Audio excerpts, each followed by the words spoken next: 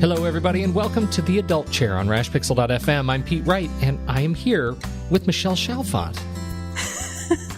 Why do I laugh? I don't know. Every time you know what? It's because there's like a Mad Libs quality to my introduction. Every time I say here, there's got to be some qualifier, and today there wasn't. I almost started laughing. Like, am I thrilled? Am I excited? Am I nervous? I'm shocked to be here with Michelle Chalfant. Hi, Michelle. I'm shocked to be here, too. Hi, Pete. How are you today?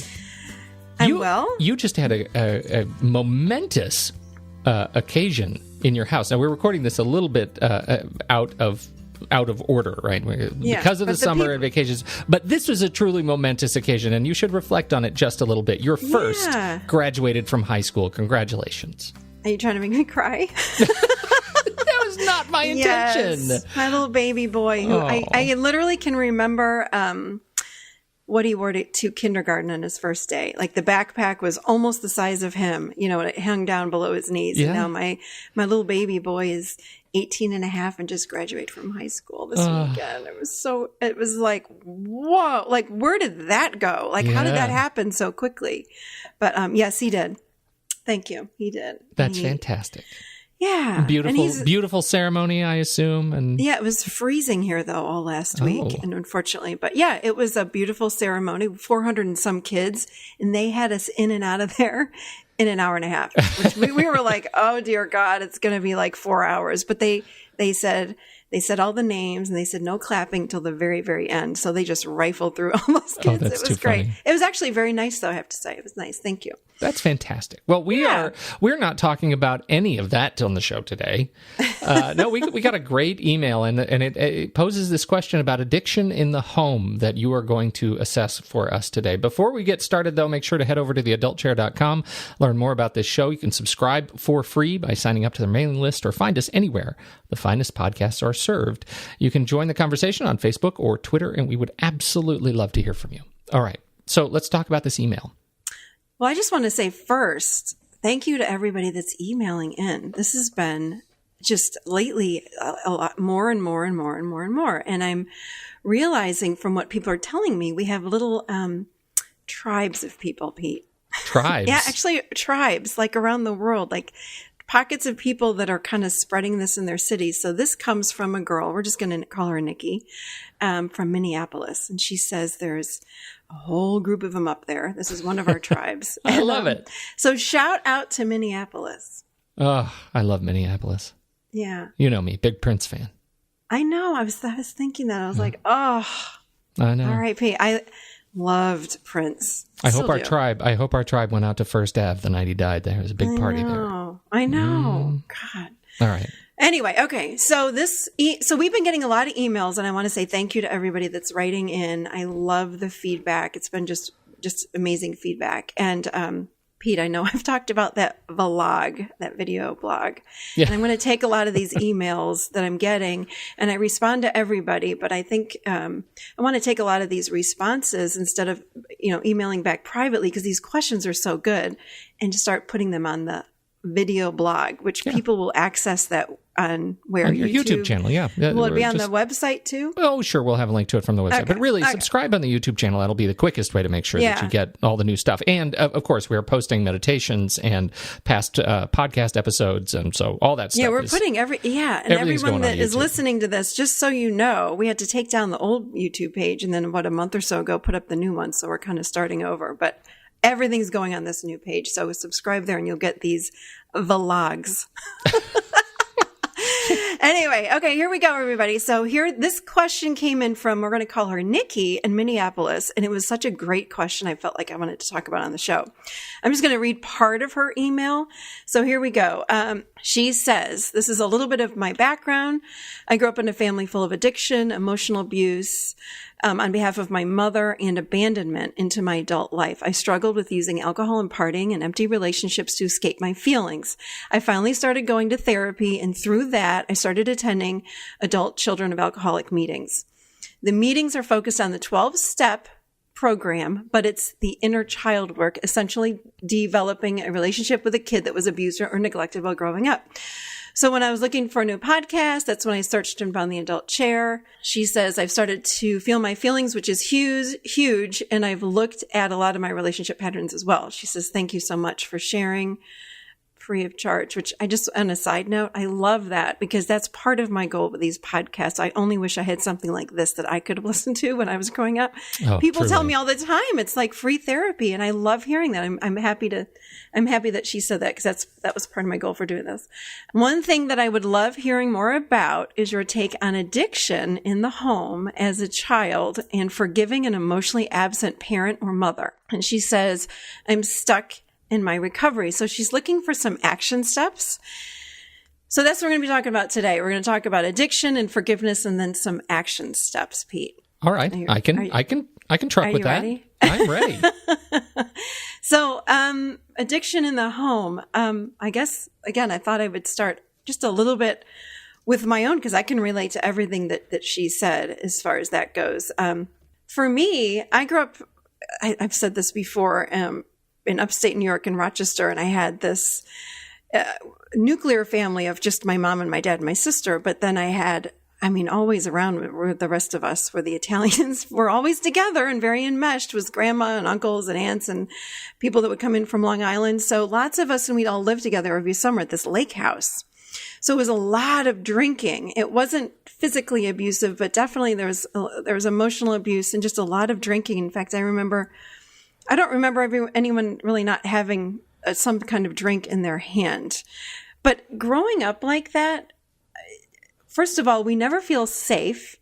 The world feels really confusing. I remember having tons of there were parties at our house all the time in the summer at the lake. So it was actually the best memories of my life, but also some of the hardest and worst memories because my dad's twin he was a drinker and he wasn't diagnosed then, but I would say maybe, borderline and narcissistic and just had some other issues.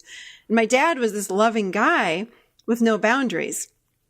And my uncle didn't like my mom. So there's a lot it was like chaotic, put it that way. Sure, it was very, very, very chaotic. And, just emotional verbal abuse from my uncle to my mom. And I'd hear things like I would go to my dad and say, you got to stop this. And he'd say, what do you want me to do? It's the devil that comes out in your uncle when he drinks. I'm like, well, stop it. Yeah. Like nobody. So I felt very disempowered growing up and never felt safe. I became very enmeshed with my mom and codependent. I felt like no one else she was only 22 years older than me and 14 years younger than my dad. So it was like she was my sister. And I became like her caretaker. Like I felt like it was my job then to take care of her. So, and we do that in these alcoholic homes, like when there's so much chaos, we then try to caretake different people. We may try and caretake as children.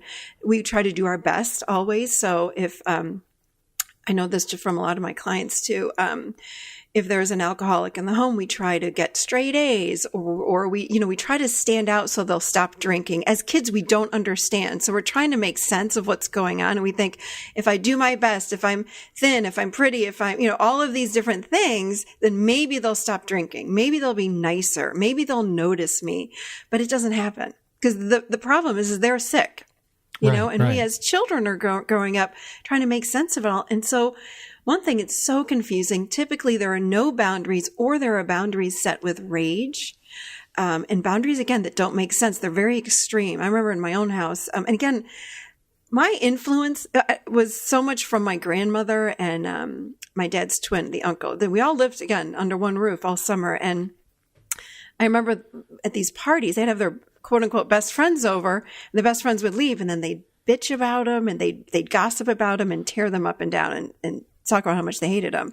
So for me, I remember listening to this being like 6 and 7 and 8 years old, like, but I thought they were your friends. And I remember one time coming home saying, can I go eat dinner at so-and-so's house, which was their very, very, very good friends.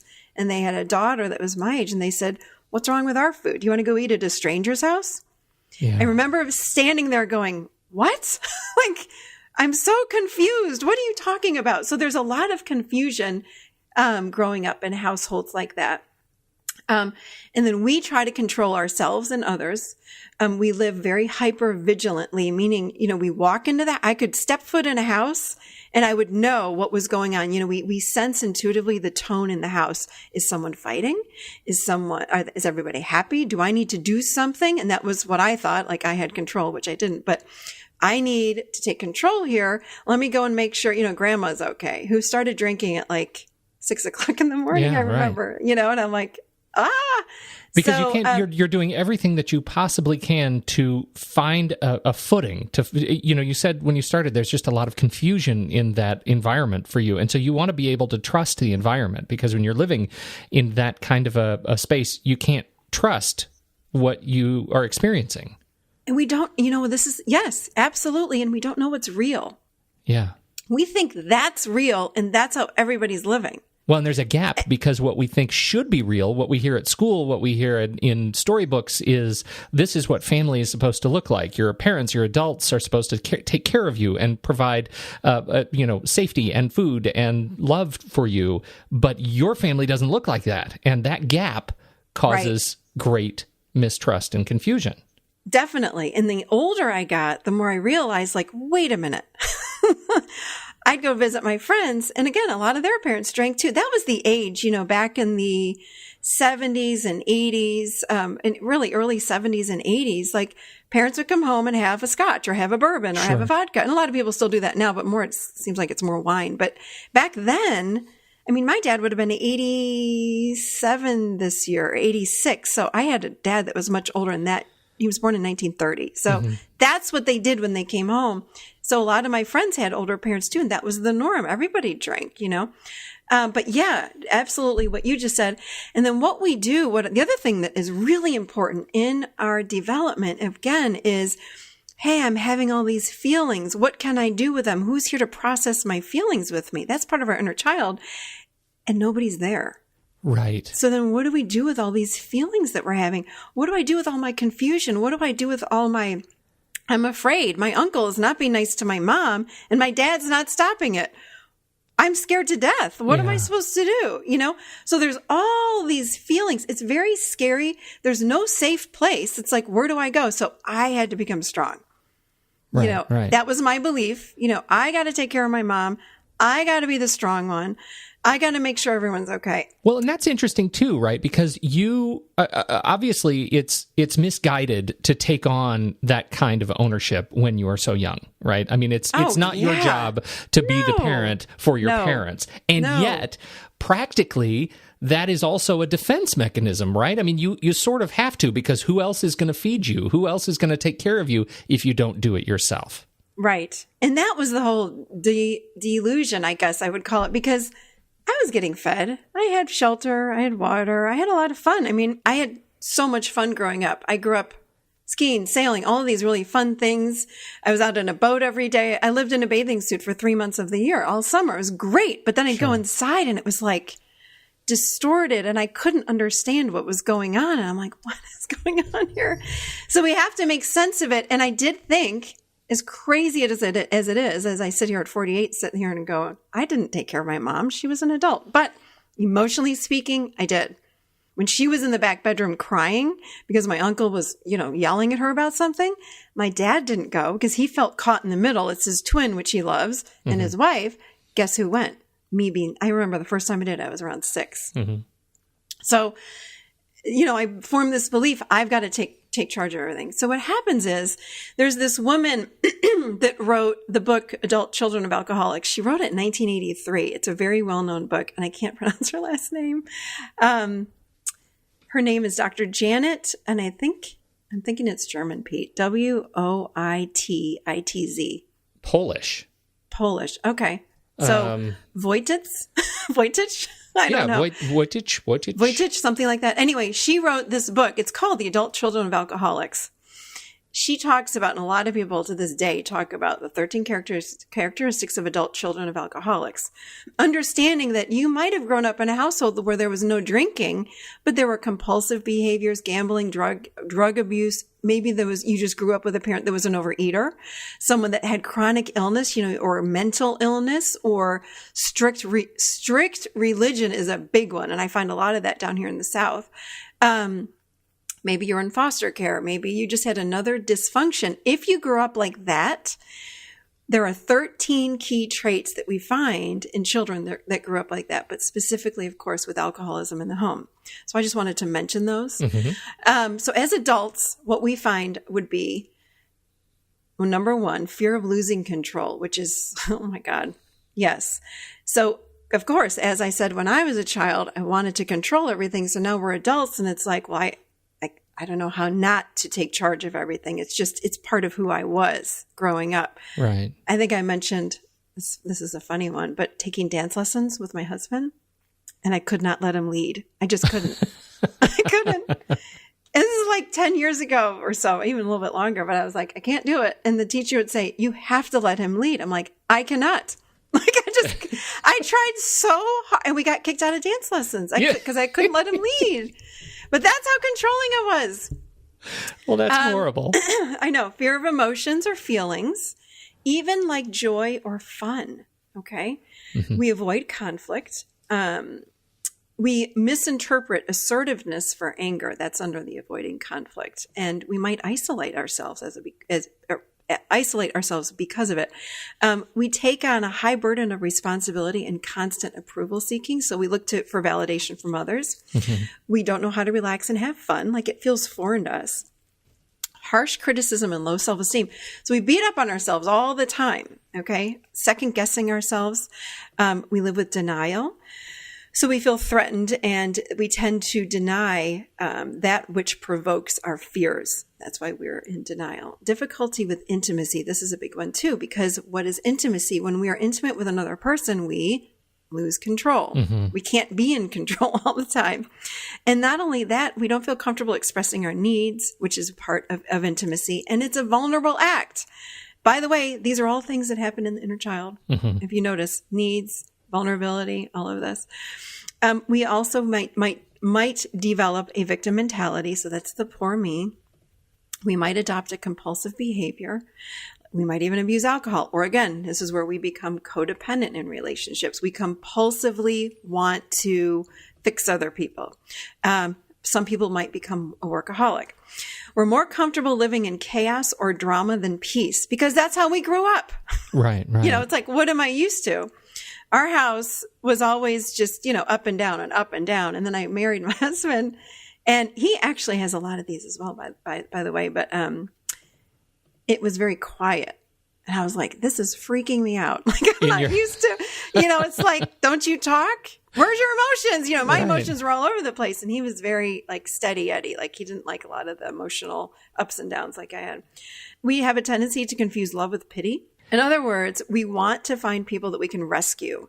So I myself, when I started dating, I only went after, and again, it's all unconscious, of course, but fixer-uppers, I call them. I wanted the guys that were so broken that needed so much help and guidance, so then I could fix them up, and then I would be done with them, and I wouldn't like them anymore, and I'd move on. Abandonment issues. In fact, we will stay or save a relationship that's over so we don't have to feel the pain from the abandonment. Tendency to see things in extremes. Always, we use the words always and never, which again, Are you noticing that these are all, or most of these are from this adolescent chair? Yeah, exactly. That's all extreme talk. Physical illness. This was a big one too. Because we live with so much stress, our immune system goes way down. And we catch things very easily. So we're sick a lot. And I know for me, I grew up with, I lived on, I can't think of what the heck it's called, the antibiotic for sinus infections. I had so many I had like one a month. It was crazy. I constantly I was just a sick kid. I was just not like in bed, but, constant chronic sinus infections and allergies. I had such bad allergies when I was 12. I had all the allergy shots until I was about 25. I had 2 shots a week, never did a thing for my allergies. And when I just noticed that about maybe 5 years ago, and I had been already living here and I had bad allergies here, about maybe 5 or 8 years ago, I should say, I started noticing that my allergies were just gone. Like, how does that happen? It's not because of the shots, because I stopped the shots over 20 years ago.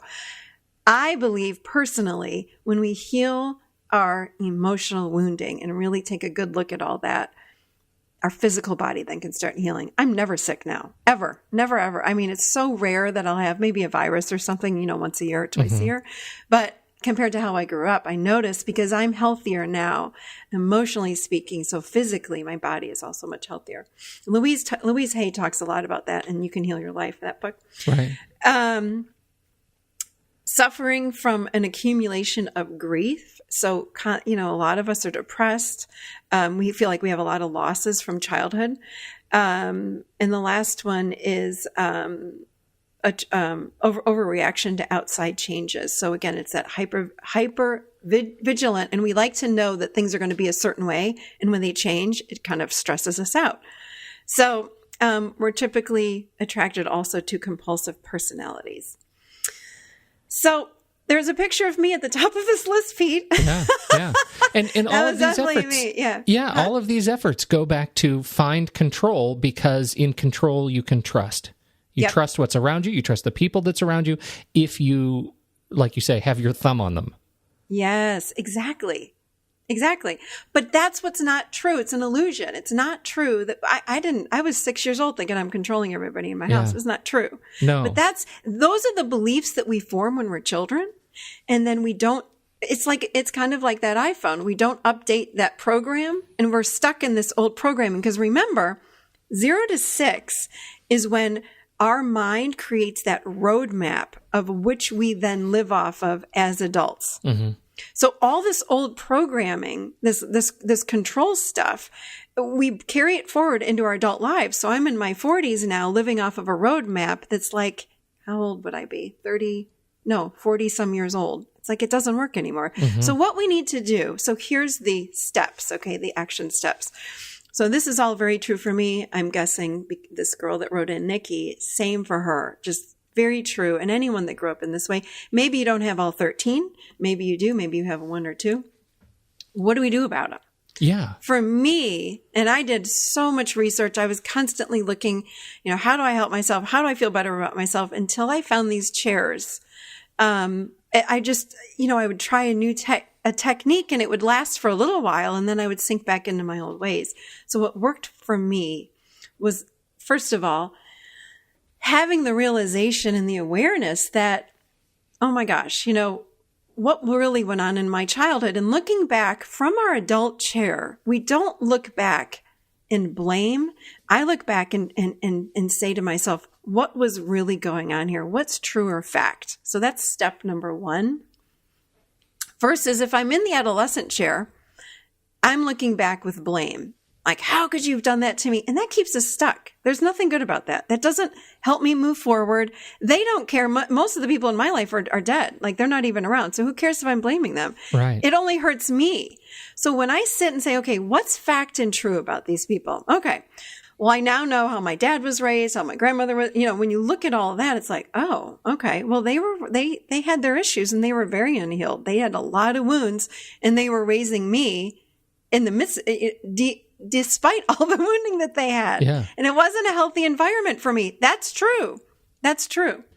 Then a lot of the work that I did was actually doing work in the chair, but talking to them. They called that the empty chair. Mm-hmm.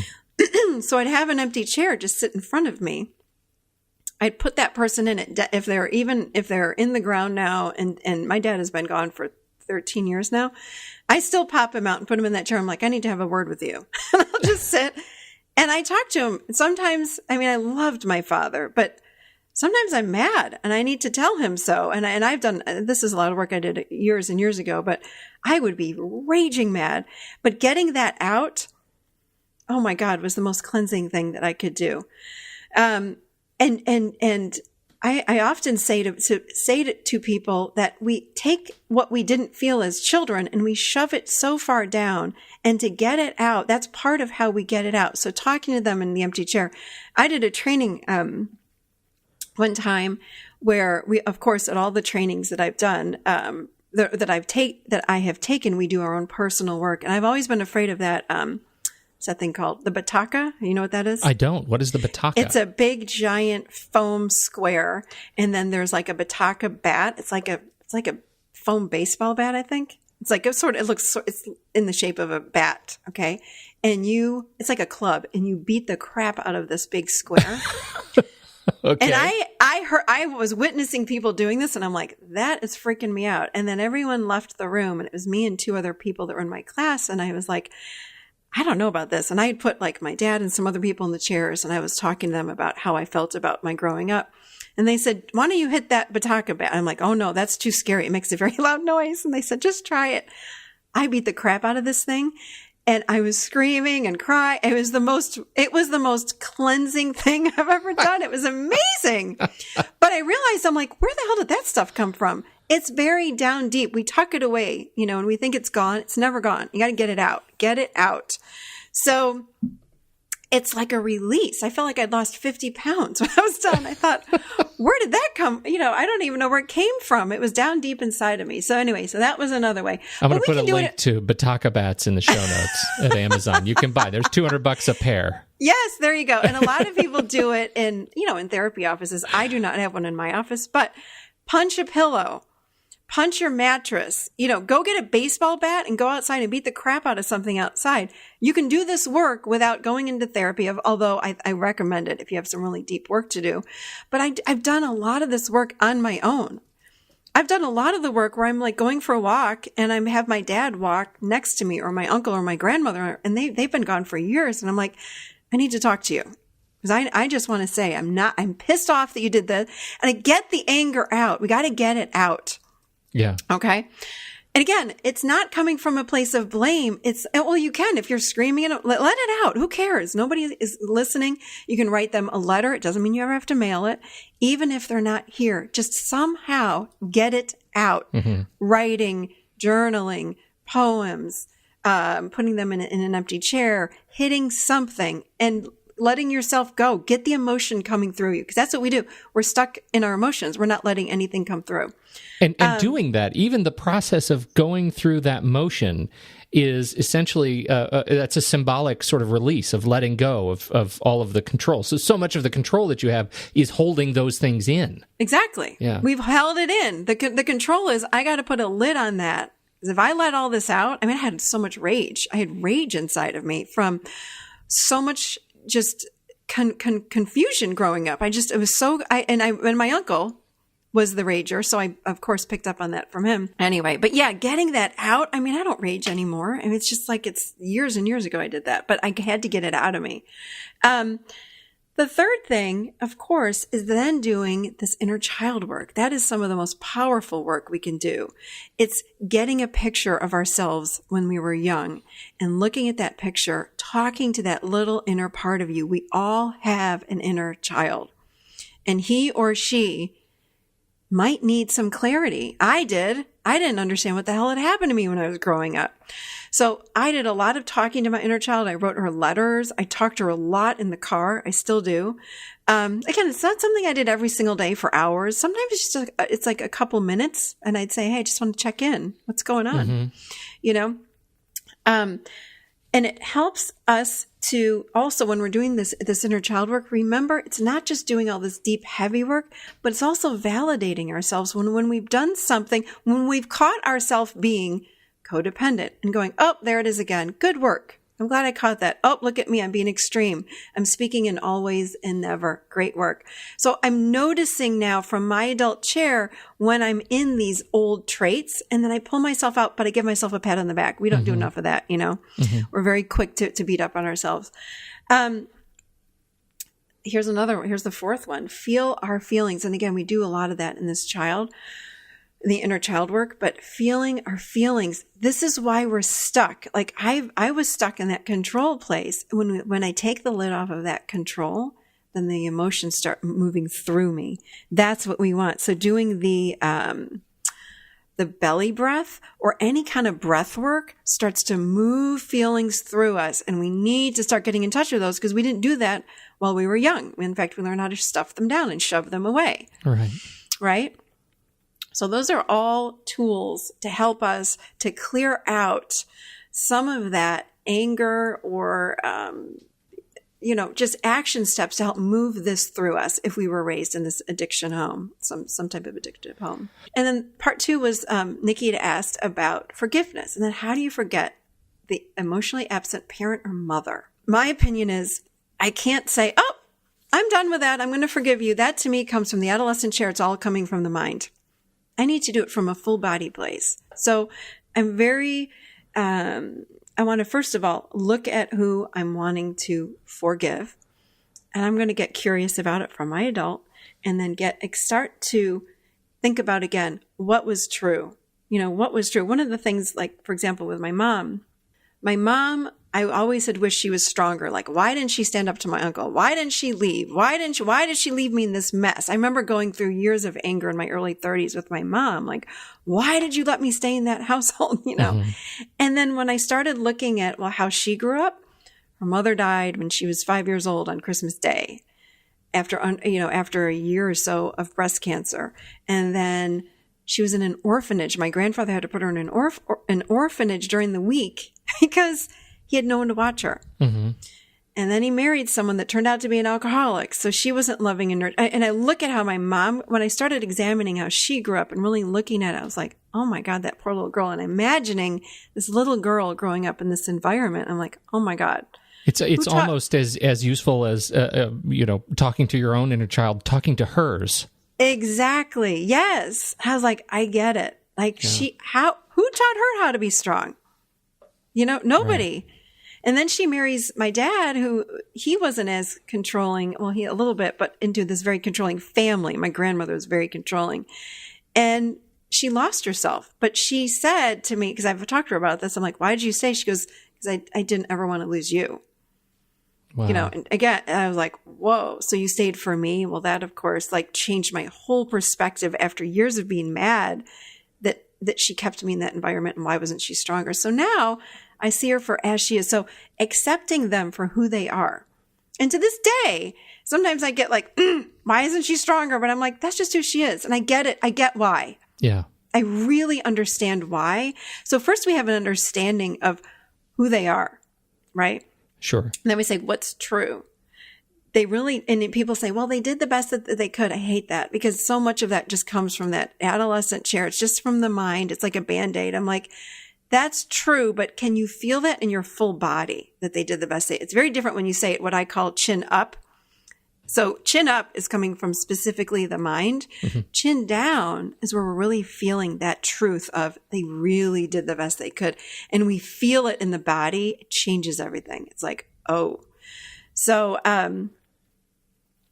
so I had to clear away the fog, basically. Yeah. Like to forgive someone, I have to get really clear, understand what's true, accept them for who they are. And I don't think that I can forgive a person if I'm feeling resentful or angry and trying to see it like through this fog. It's like smoky glasses. I can't see. But when I have a deep understanding of what that person was all about, then I know, God, they really did do the best that they could. Right. And I can then forgive them. But I'm going to say this. If that person is still abusive, I may not want them in my life, and that's okay. We don't have to have people. We don't have to keep people in our lives just because they're our mom or our dad or a relative. If they're really not nice to us, we get to choose. We choose from that adult chair. There's no should there. The should, remember, comes from an adolescent chair that says, well, you should be kind because that's your mom or that's your dad. Family always sticks together. Family comes first. First, right? Right. We don't have to. We really don't have to. If someone's not kind to us and they're truly mean to us, from our adult, we can choose. I can say, okay, I'm done. Like, I can't take it anymore. I feel so bad every time I'm with that person. I'm done with that person. Yeah. Or I can say, I'm going to choose to stay with that person and stay in their lives knowing that they're sick and they're not healthy and they're going to treat me like this, and I'm not going to take it personally. I'm going to let it go. But I'm choosing, and I'm going to sit in my adult chair as I sit and choose that. But we always have a choice. There's no should. Okay. There's no should. And it's the act of going through and figuring out that context that puts you in a position to be able to make that choice. Because until you go through to understand that context, that historical context that puts that person in your life in the position that they're in, treating you the way they are, until you go through the sort of discernment to understand it, you're not making an authentic choice. Right. I mean, is it an unconscious choice or is it conscious? Unconscious is that adolescent chair. Conscious is choosing this. I know what I'm doing. I know how that person is, and I'm going to accept that person for who they are. Yeah. And I'm going to accept them. My uncle, the one I'm talking about here, I hated this guy. I kept saying if he was only not in our family would be perfect. That was my childhood belief. And as I went through time and my father had died, and then my sister and I felt like we had to kind of take care of this guy because he didn't have anyone but my dad, really. I actually grew fond of him because I saw through the fog. I understood who he was. I'm like, he's a sick guy. He's not healthy. Yeah. He's really, really mentally not healthy. So I could see through that. And I'm like, I think he does have really good intentions, but he's seeing through a fog. And I actually did reach a place of forgiving him. And when he died, I was very sad. I was sad, and I still actually miss him. And this is a guy that I wanted no part of, leave the family. I wish he would die. Like, those were my thoughts growing up. And then in my 40s, I was able to come to a place of peace because I accepted him for who he was. And you can't, when we expect people to change, it shoots us in the foot. It's like, we have to accept people for who they are. Yeah. When I expect you to be different is when I get let down. Expectations versus preferences. That's another podcast right there. I think I did a blog post on that actually, because when we prefer someone shows up in one way and they don't, it's like, oh, well, they didn't. When I expect you to be a certain way and show up like this, then you get burned. You don't, then we get burned. Yeah. So we got to let go of the expectations and just worry about ourselves and realize, where am I? Again, am I being codependent? Am I cheerleading myself? Am I tuning into my child? Is there a feeling that I've missed? It really is all about us and surrendering. I can't control a damn thing, I realized after all these years. And I practice not controlling every single day, letting go of that control. And I'll feel myself go, oh, and I go, I'm about to say something. I'm like, no, I'm not going to do it with my kids. And it's hard. Yeah, yeah. But it's gotten easier over the years, for sure. That was one of the best bits of advice I ever received from a therapist was this, your power in this world ends with your skin. It ends at the point at which you can touch something, and you can't touch how someone else feels or how someone else relates to their world. You can't touch it, so you can't affect it. Exactly. Yeah.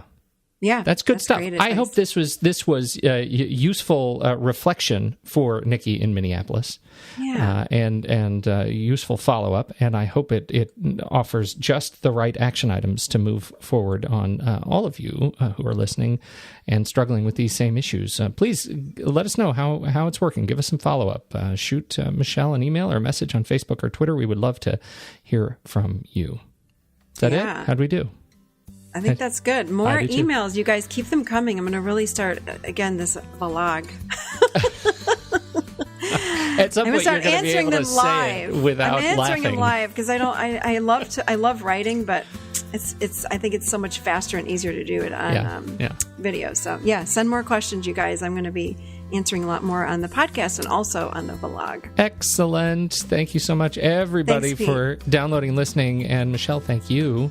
On behalf of Michelle Chalfant, I'm Pete Wright. We'll catch you next week right here in the Adult Chair.